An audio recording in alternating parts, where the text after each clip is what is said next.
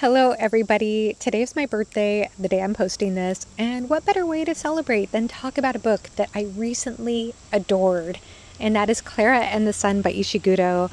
Now, this has a low average rating on Goodreads. I'm going to talk about that later on, but I want to talk mostly in this video about why I feel this book is so special and why I disagree with that low average rating. So first of all, I'll give you a spoiler-free overview of this book. This book is Ishiguro's most recently published book. It was published in 2021, and it is my first time reading from this author. It will not be my last. I understand that Ishiguro was inspired by the concept of a children's picture book, at least initially, and he has said that this book could be considered set in a slightly future US setting. There are no specific locations that are mentioned in the story, if I recall correctly, but that's something that you could consider imagining as you read the story. This is following a character named KLARA. KLARA is an AF. An AF stands for artificial friend. So we are following an AI character in first-person narration in this story. And at the beginning of the story, KLARA is in a store alongside several other AFs, and they are on display there alongside other merchandise. The purpose of being an AF in this story is to cure or prevent a teenager from loneliness.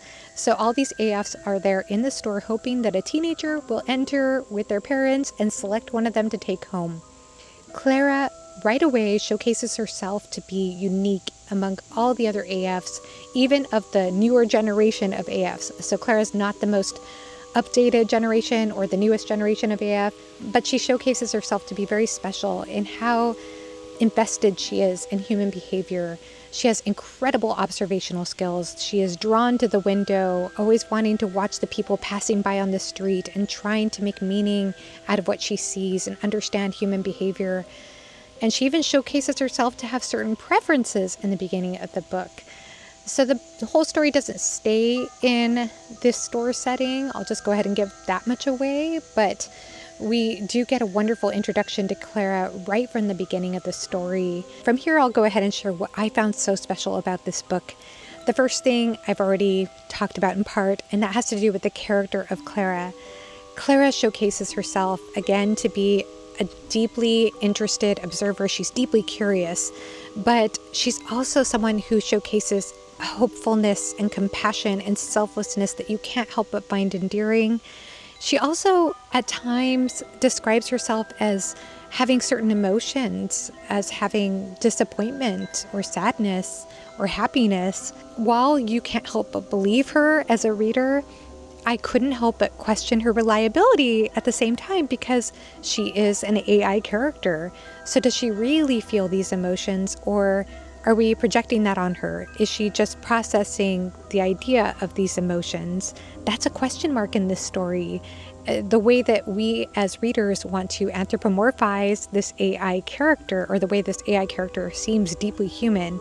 And added to that, KLARA has a very special relationship with the sun, which makes sense because the name of the book is called KLARA and the Sun. And the interesting relationship KLARA has with the sun is that she sees the sun as a source of nourishment and healing, which makes sense because the AFs in this story, the AI bots in this story, they are solar powered.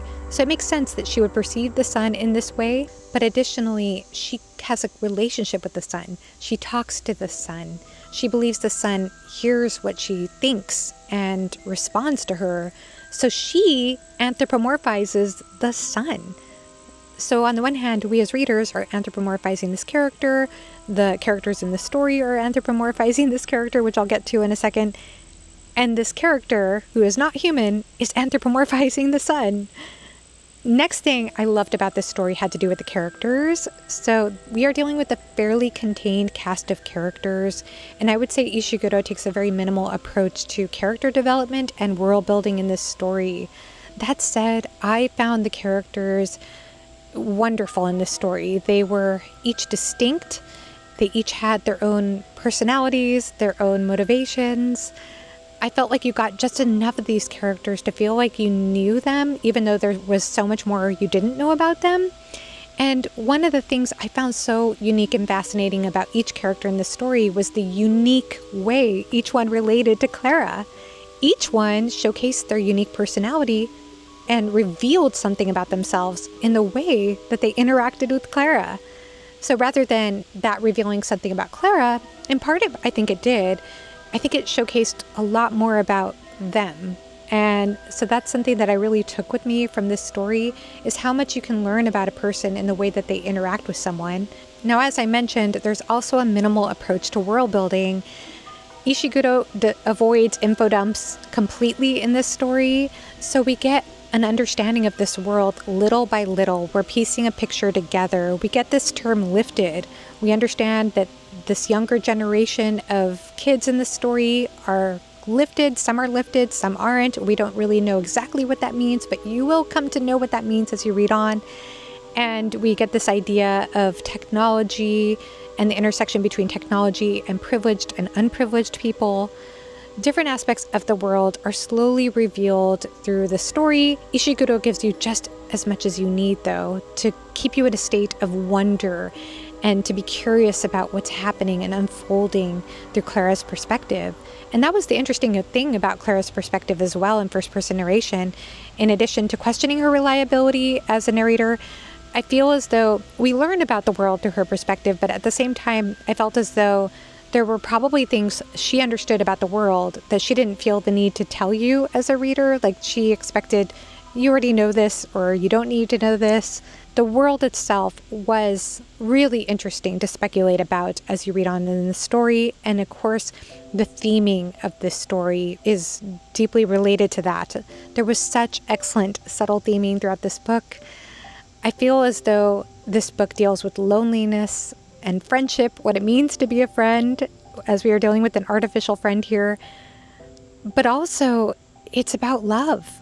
And at the beginning of the story, Clara, being designed as someone who is trying to cure loneliness, she perceives all human behavior as the desire to avoid loneliness at all costs. So even when humans act in irrational ways, they might be acting in those ways to avoid loneliness. But she comes to learn that love is so much more messy than that the human experience is more messy than that maybe there's more to the picture. And I just thought it was so beautifully approached in this story about the specialness of the human heart and where that can be found.